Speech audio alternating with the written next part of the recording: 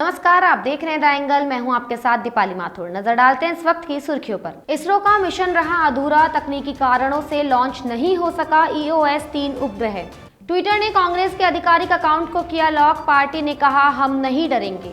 राजस्थान की राजनीतिक हलचल में गांधी परिवार के खास जितेंद्र सिंह की एंट्री, सीएम गहलोत सहित कई नेताओं से की मुलाकात। राजस्थान में सुस्त पड़ा मानसून, 20 अगस्त के बाद फिर से पकड़ेगा जोर। भारतीय अंतरिक्ष अनुसंधान संगठन आज इतिहास रचने से चूक गया। पृथ्वी की निगरानी करने वाले उपग्रह EOS 3 की लॉन्चिंग का मिशन फेल हो गया। श्रीहरिकोटा के सतीश धवन अंतरिक्ष केंद्र से प्रक्षेपण के बाद सैटेलाइट ने अपने दोनों चरणों को सफलतापूर्वक और तय समय पर पूरे किए, लेकिन तीसरे चरण में क्रायोजेनिक इंजन में तकनीकी खराबी आ गई। इसके कुछ देर बाद इसरो ने मिशन के पूरा नहीं होने की घोषणा की। ट्विटर ने कांग्रेस के आधिकारिक ट्विटर अकाउंट को लॉक कर दिया है। कांग्रेस ने आरोप लगाया कि ट्विटर ने कांग्रेस के आधिकारिक हैंडल को लॉक कर दिया है। इसकी जानकारी पार्टी ने अपने फेसबुक पेज के जरिए दी है। माना जा रहा है कि ट्विटर ने नियमों के उल्लंघन को लेकर ये कार्रवाई की है। इसके साथ कांग्रेस के कई अन्य दिग्गज नेताओं का ट्विटर अकाउंट लॉक हो गया है। राजस्थान कांग्रेस प्रभारी अजय माकन और AICC के डाटा सेल के नेशनल कोऑर्डिनेटर विशाल मीणा का भी ट्विटर अकाउंट लॉक कर दिया गया है। ट्विटर लॉक होने के बाद प्रभारी अजय माकन ने कहा कि महिला अत्याचार के विरोध में वे भी राहुल गांधी के साथ खड़े हैं और ये लड़ाई जारी रहेगी। हिमाचल प्रदेश के किन्नौर में एक बस और अन्य वाहन भूस्खलन होने से उसकी चपेट में आ गए। किन्नौर लैंडस्लाइड से मरने वालों की संख्या में लगातार इजाफा हो रहा है और अब तक इस हादसे में 13 लोगों की मौत हो गई है और 13 अन्य को बचा लिया गया है। वहीं 25 से 30 लोग अब भी लापता बताए जा रहे हैं। फिलहाल जिंदगी बचाने की जंग में NDRF से लेकर ITBP के जवान जुटे हुए हैं।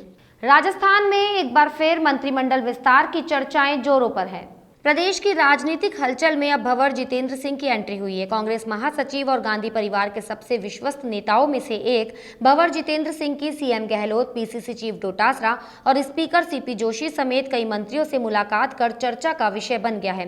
कांग्रेस महासचिव भंवर जितेंद्र सिंह के जयपुर दौरे और मुख्यमंत्री अशोक गहलोत, प्रदेश अध्यक्ष गोविंद सिंह डोटासरा, स्पीकर CP जोशी समेत कई मंत्रियों और विधायकों से उनकी मुलाकात सियासी गलियारों में चर्चा का विषय बना हुआ है। मानसून का सक्रिय तंत्र कमजोर पड़ने से राजस्थान में बारिश का सिलसिला थम गया। मौसम विभाग के मुताबिक अब 20 अगस्त से ये तंत्र फिर से सक्रिय होगा। उसके बाद फिर से बारिश का सिलसिला शुरू होगा।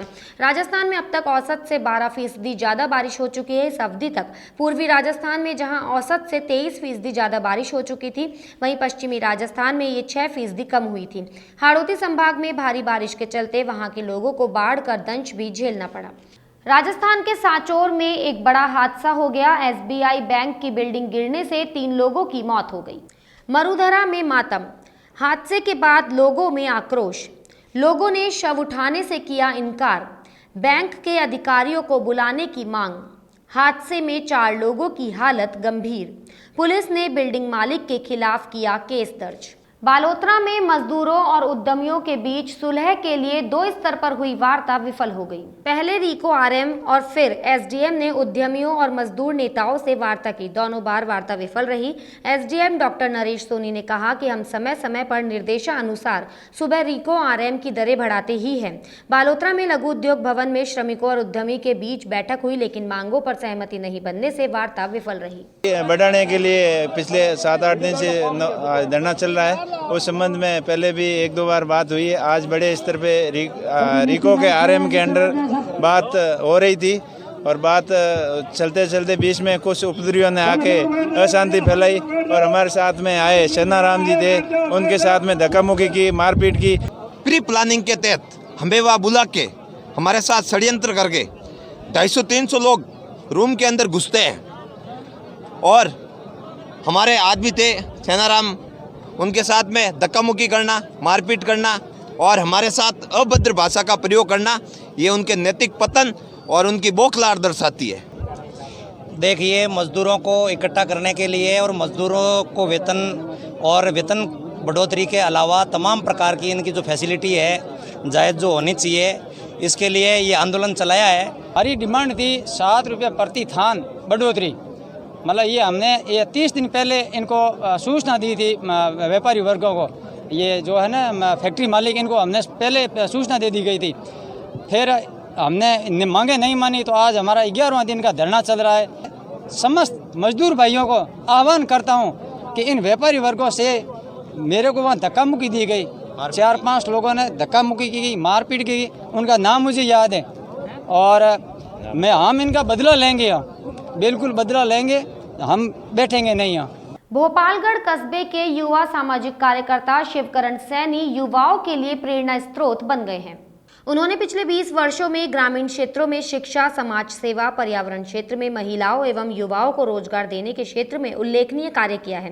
राजीव गांधी युवा क्लब के माध्यम से सैनी ने सैकड़ों युवाओं और महिलाओं को प्रशिक्षण शिविरों का आयोजन कर उन्हें रोजगार मुहैया करवाया। कोरोना काल में सैनी ने स्थानीय क्षेत्र के सैकड़ों जरूरतमंद लोगों तक खाद्य सामग्री पहुंचाई एवं चिकित्सा सुविधाएं मुहैया करवाई। भारत और इंग्लैंड के बीच दूसरा टेस्ट मैच लॉर्ड के मैदान पर खेला जाएगा। नॉटिंगम में खेले गए सीरीज के पहले टेस्ट मैच में बारिश और खराब मौसम ने काफी परेशान किया था। भारत के पास 5वें दिन 157 रन बनाकर जीतने का सुनहरा मौका था, लेकिन बारिश ने जीत की उम्मीदों को धो डाला। अब फैंस प्रार्थना कर रहे हैं कि दूसरे टेस्ट के दौरान मौसम मेहरबान रहे और 5 दिन क्रिकेट का रोमांच देखने को मिले। इस बुलेटिन में फिलहाल इतना ही। अगर आपको हमारा वीडियो पसंद आया हो तो हमारे चैनल को लाइक, शेयर और सब्सक्राइब जरूर करें।